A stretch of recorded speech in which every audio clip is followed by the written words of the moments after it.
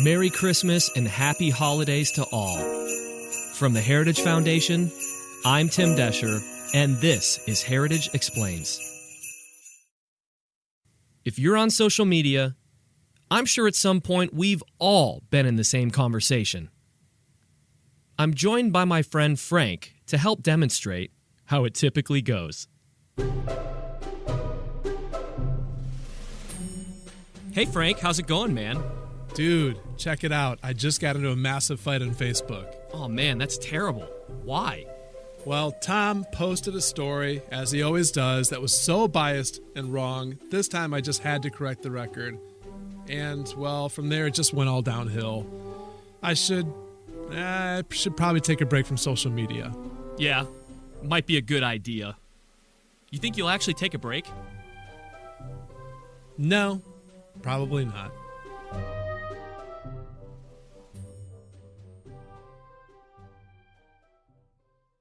Sounds familiar, doesn't it? Well, that's because social media accommodates an incredible amount of speech.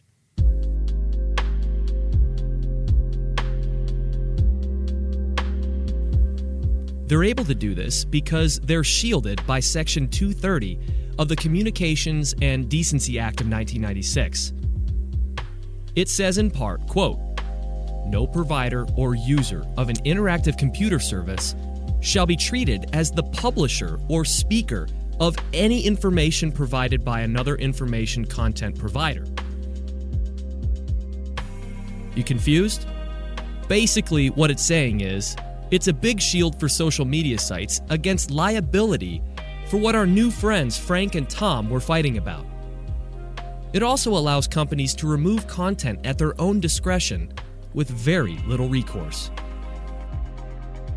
It's been said that the 26 words in Section 230 built the internet.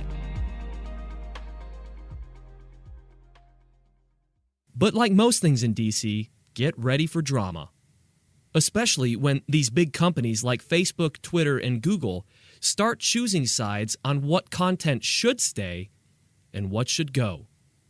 The whole idea of giving social media this liability protection was that these companies would be bulletin boards. Everybody could just put their ideas and their opinions on a quote-unquote bulletin board, but that's not how it has progressed. These companies have chosen a side. Twitter decides to flag tweets by President Trump and leaves the Ayatollah Khomeini up there saying death to America. Just think back over the past year alone.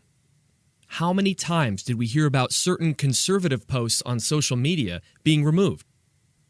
How many times did we hear the left complain about fake news? Clearly, Google, Facebook, Twitter, and other tech firms have squandered the public trust with inconsistent and often political moderation and censorship of user content. Senator Ted Cruz and many like him agree. We're seeing Silicon Valley billionaires, frankly, drunk with power.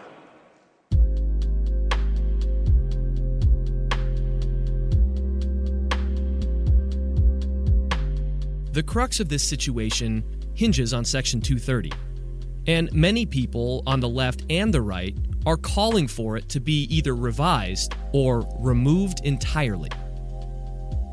So, what is the right move?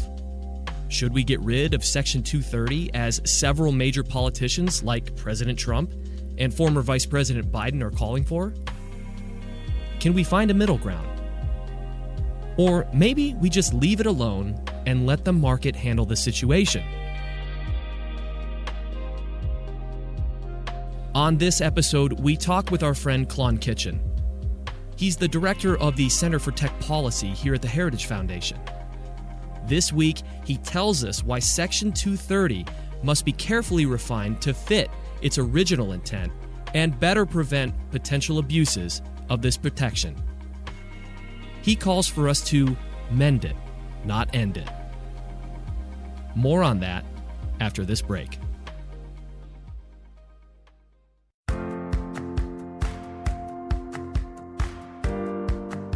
Conservative women, conservative feminists. It's true, we do exist. I'm Virginia Allen, and every Thursday morning on Problematic Women, Lauren Evans and I sort through the news to bring you stories and interviews that are of particular interest to conservative-leaning or problematic women. That is, women whose views and opinions are often excluded or mocked by those on the so-called feminist left. We talk about everything from pop culture to policy and politics. Search for Problematic Women wherever you get your podcasts. Klon, we know what 230 is. We know that it started as a broad liability shield for an online company's presence, basically. You know, lawmakers wanted to keep the internet from becoming the worst part of itself. Now the courts have interpreted it very broadly. You know, we're getting calls from the right that we should totally abolish Section 230 because content moderation is too extreme. And then we're getting voices from the left that says scrap it and start over because we aren't doing enough content moderation. In your new report, which I'm going to link to, you say mend it, don't end it. I guess sort of just looking for the middle ground. So start with the good of Section 230. What is the good that we need to preserve of it? Yeah, I think you're exactly right. So Section 230 has provided protections that have enabled a type of innovation that is frankly unparalleled in, I think, human history. It has created entire economic market segments. And it has given rise to much of what you and I understand and enjoy about the modern internet. But as you say, the original intent of Section 230 has now morphed into a much broader liability shield and is having some pretty significant impacts on us as a society. So as you mentioned, you've got these kind of polar opposites. You've got some groups saying we should leave it alone, that Section 230 is sacrosanct. And you've got others who say we should scrap it completely because it's allowing people not to enforce content moderation more aggressively.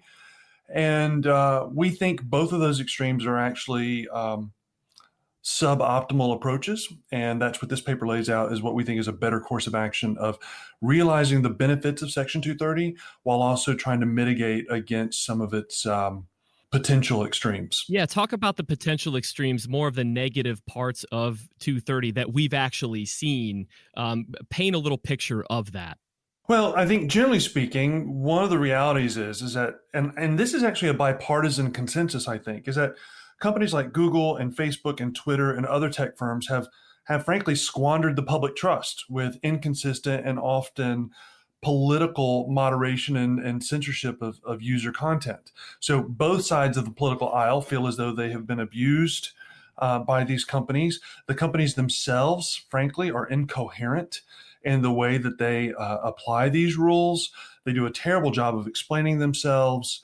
Sometimes they take these actions and they strike kind of a moral posture and they talk about right side of history arguments. Other times they try to use kind of legalese justifications where, they kind of get into these nitnoid justifications as well. It was actually this and not that. And, the individual merits of those conversations are, multitude and difficult to navigate sometimes.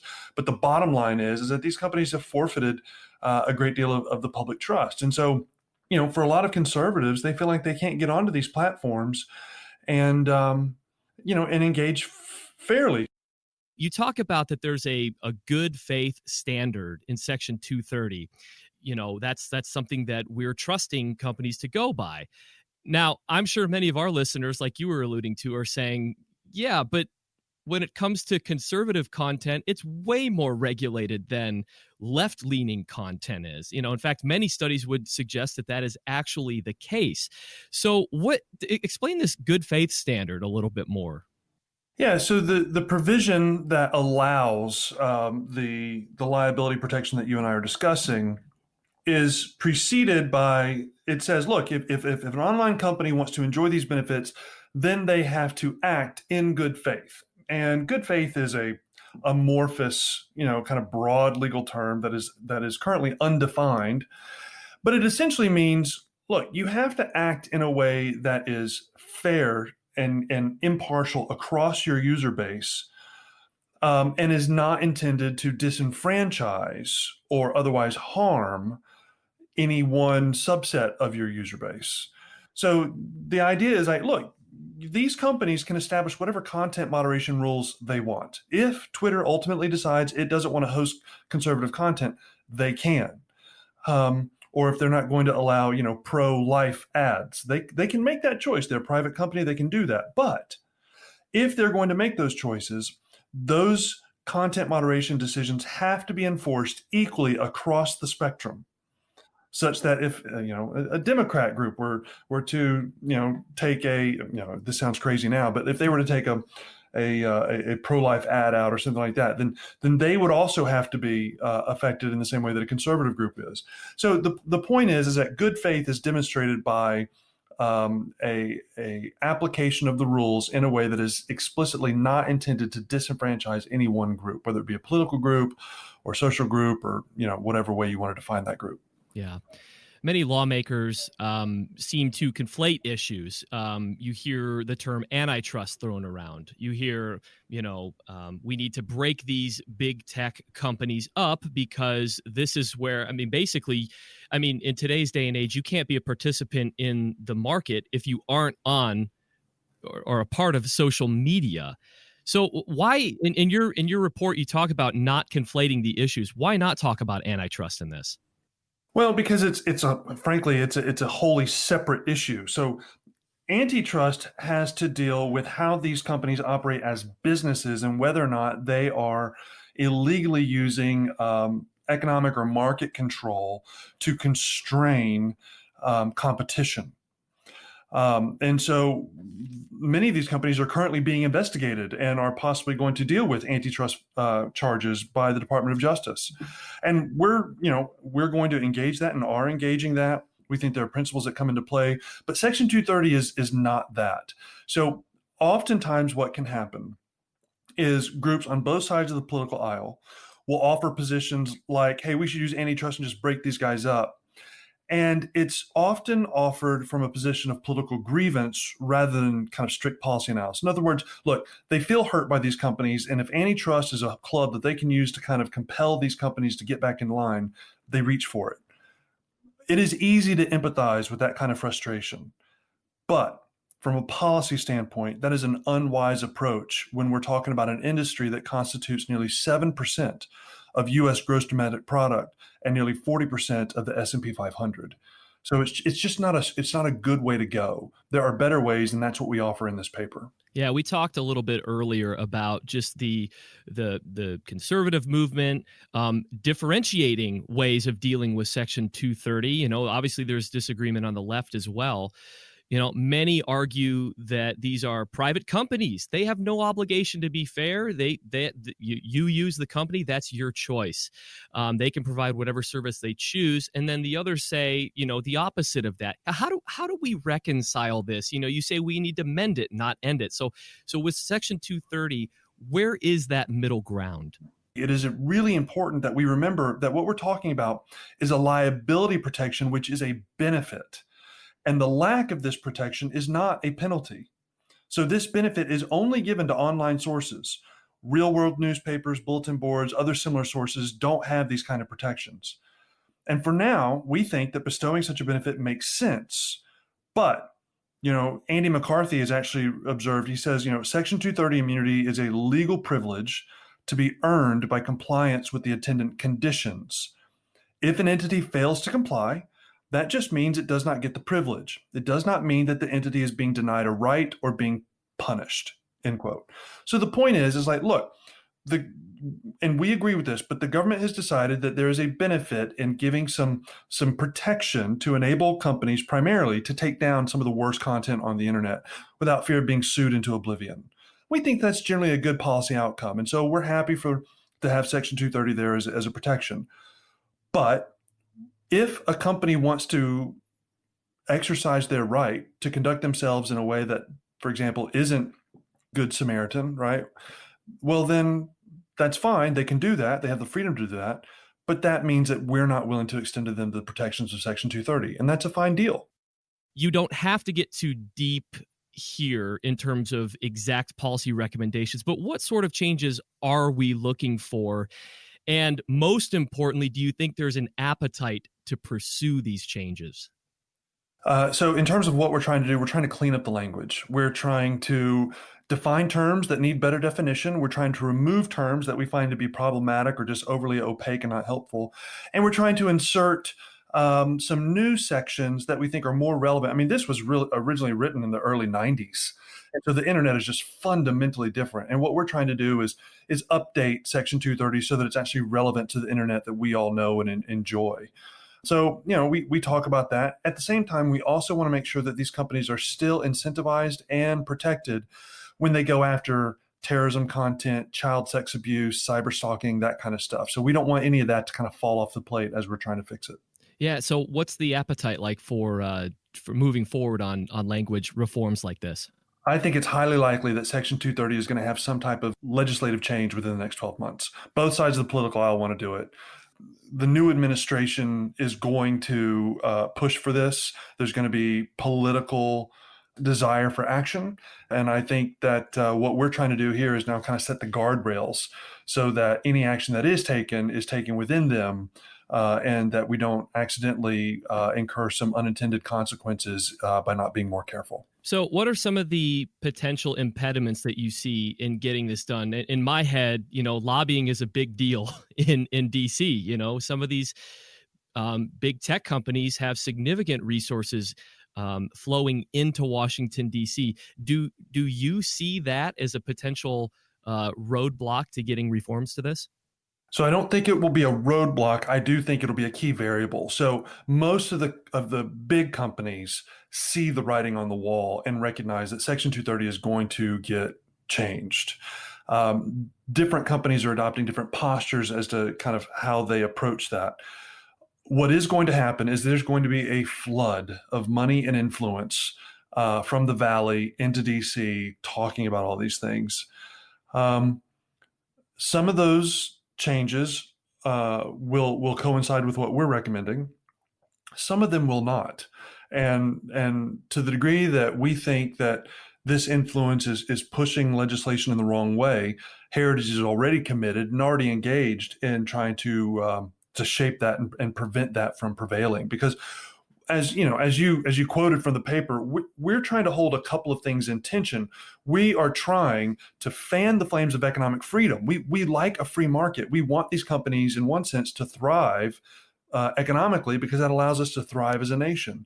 At the same time, we're also trying to protect individual and corporate freedom of speech. And these things don't have to be in as significant attention as they sometimes feel like they are. But doing that requires being really careful and sophisticated about how we refine Section 230. Talk about a potential President Biden on this issue. Do you see him proactively pursuing something like this? Or is it more going to be driven by Congress and it's kind of just a bill set on his desk? What does that look like, that variable? So in terms of the specific legislative process, there are a number of bills that have been offered by Congress already. Many of them just aren't that good. From what I've seen from Biden is that he has identified Section 230 as being a problem. His commentary up until this point has largely centered around just kind of getting rid of it, just kind of killing it all. But that may change when it comes to the kind of practicalities of actually getting legislation passed and that kind of thing. I think the Congress in general understands that this is a problem that needs to be managed, not one that's kind of like thrown out the window. But some of the loudest voices on Section 230 tend to offer more extreme responses. So I think when it comes down to practical legislating, we're going to land closer to what we're recommending, but there will definitely be voices both in industry, in Congress, and potentially in the White House, maybe offering a more aggressive posture. Klon, thank you so much for this report, and thanks for being with us this week. It's my pleasure. And thank you so much for being a loyal listener to Heritage Explains. We really appreciate hearing from you. Send us an email at managingeditor@heritage.org. You can also leave us a comment wherever you listen to the podcast. Also, don't forget to log into the show notes because I've linked to Klon's report and a couple other resources for you to gain more context on this issue. Thank you so much for sharing us with your friends, your family. It helps us grow, and it helps us continue to spread the word on great conservative policy solutions. Michelle's up next week, and we'll see you then.